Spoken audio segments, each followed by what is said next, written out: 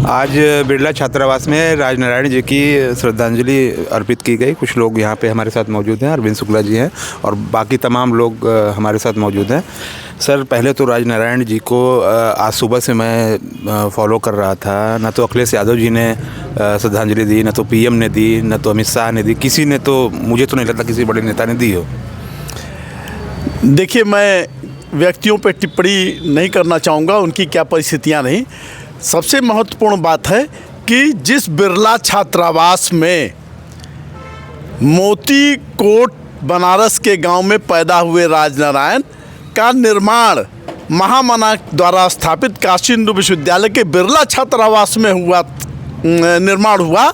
एक युवा राजनारायण का, क्रांतिकारी राजनारायण का, तेजस्वी राजनारायण का आज वह बिरला छात्रावास में विद्यार्थियों ने सारे दलों का बंधन तोड़कर राजनारायण जी को एक स्वतंत्रता सेनानी के रूप में आज उनकी पुण्यतिथि का आयोजन किया है। अपने आप में यह अत्यंत महत्वपूर्ण है और यह मैं मानूंगा अगर देश में अन्य जगह भी जो श्रद्धांजलि कार्यक्रम हो रहे हैं सबका अपना महत्व है, लेकिन जहां उनका निर्माण हुआ, जहां उनके व्यक्तित्व की निर्माणशाला रही है, ऐसे जगह में तो पूर्णता प्राप्त हो गई। इंदिरा गांधी को 1977 में उन्होंने रायबरेली से हरा करके इतिहास रचा था।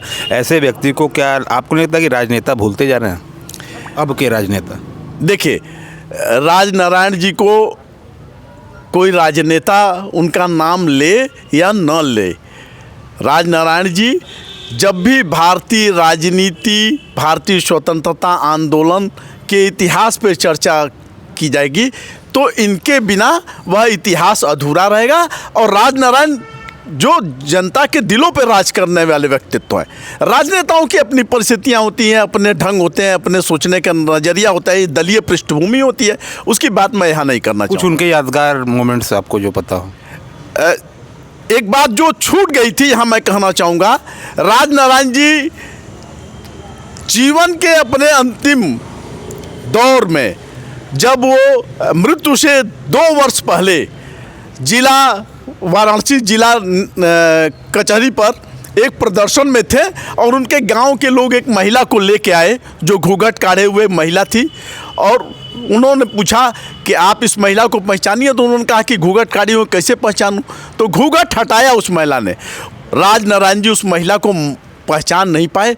वो महिला राजनारायण जी की पत्नी थी और उस दिन राजनारायण ने कहा कि 20 वर्षों तक हमने आपका चेहरा भी नहीं देखा, मैंने आपके साथ जनता के हित में आपके साथ अन्याय किया है और आज से मृत्यु तक मेरे साथ आप जो है जीवन भर रहेंगी। तो अंतिम 2 वर्ष उनके साथ जहां भी वो प्रदर्शन में जाते थे, राजनारायण जी अपनी पत्नी को ले जाते थे। कहने का तात्पर्य है अपने परिवार के दुख दर्द को छोड़कर जनता के दुख दर्द के लिए अपना सर्वस्व निछावर करने वाले व्यक्तित्व का नाम है राजनारायण।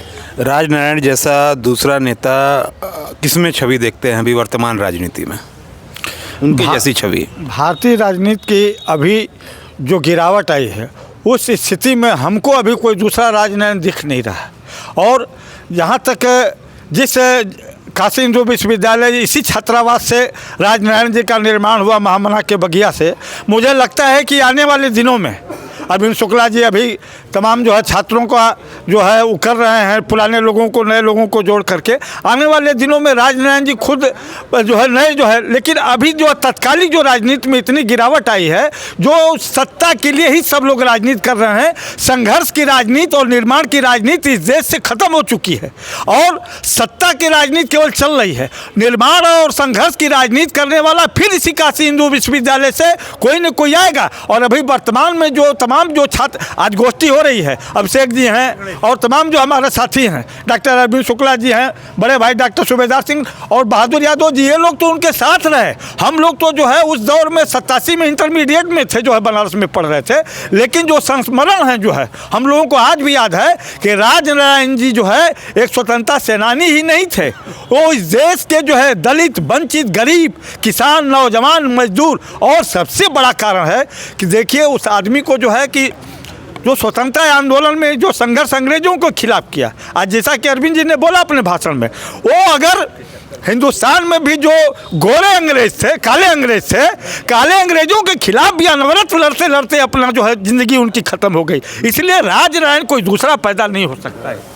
एक मशहूर लेखक कहते हैं कि राजनीति का धर्म होना चाहिए, धर्म की राजनीति नहीं होनी चाहिए। तो कितना फ़र्क पड़ा है राजनारायण जी के समय में और वर्तमान समय में? अब तो आज की राजनीति में तो सभी लोग धर्म की राजनीति कर रहे हैं, सबका धर्म अलग अलग है। एक राजनारायण जी थे जो कि सचमुच में धर्मनिरपेक्ष थे। तो धीरे धीरे राजनीति बदलती जा रही है, राजनीति की परिभाषा बदलती जा रही है, विचार राजनीति में नहीं रह गया, सत्ता ही केंद्र में आ चुकी है। उसके लिए चाहे जो हमें हथकंडा अपनाना हो हम अपना रहे हैं लोग, यही स्थिति है। हम इस पर हम दोनों लोग बोलते हैं मिला जुला, आपका पूरा कंसेप्ट क्लियर हो जाएगा। डॉक्टर लोहिया ने कहा कि धर्म और राजनीति दोनों एक सिक्के के दो पहलू हैं, जैसे अधिकार और कर्तव्य, चोली दामन का संबंध है। धर्म है अच्छाई को करना, राजनीति है बुराई की निंदा करना, बुराई से लड़ना। तो धर्म और राजनीति दोनों एक ही हैं। अब उस पर उसको किस तरीके से पार्टियां लेके चल रही हैं, अब ये जनता फैसला करेगी। आज सारी चीज़ें एक तरफा हो रही हैं। एक आखिरी सवाल अरविंद शुक्ला जी से मैं लूँगा, बहुत अच्छे प्रवक्ता हैं आप। अंबेडकर को जो अमित शाह जी ने कहा इनका नाम फैशन बन गया है, इस पे आप क्या सोचते हैं? क्या दर्शाता है अमित शाह का बयान? अमित शाह जी का आशय जो था वह बहुत स्पष्ट था कि अंबेडकर जी के नाम को किसी राजनैतिक उद्देश्य की पूर्ति के लिए नहीं लिया जाना चाहिए। अमित शाह जी अंबेडकर जी का किसी भी रूप में अपमान नहीं करने की भाषा थी। उनका यह था कि जो लोग उनका राजनीतिक उपयोग करना चाहते हैं उनके नीतियों को लागू नहीं कर रहे हैं। आज नरेंद्र मोदी जी अंबेडकर साहब जो चाहते थे, बाबा साहब अंबेडकर साहब जो चाहते थे उस दिशा में चल रहे हैं। अमित शाह जी का भी रास्ता वही है, लेकिन जो राजनीतिक दुरुपयोग करके केवल वोट बैंक के रूप में जो देखने का दृष्टिकोण है वह बंद होना चाहिए। अमित शाह जी के कहने का आशय यह था। तो ये थे लोग जो राजनारायण जी की श्रद्धांजलि दे रहे थे। बीएचयू में ऐसा कुछ और भी कई जगहों पे आज हुआ कि नहीं हुआ आपके हिसाब?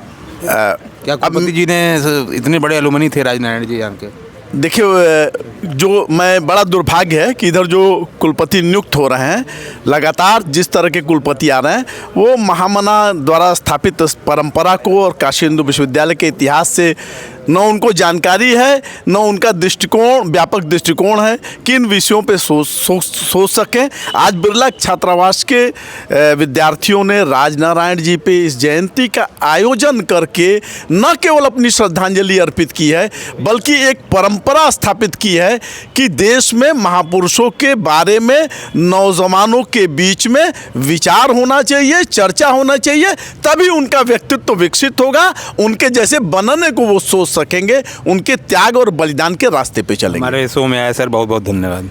धन्यवाद। सेकंड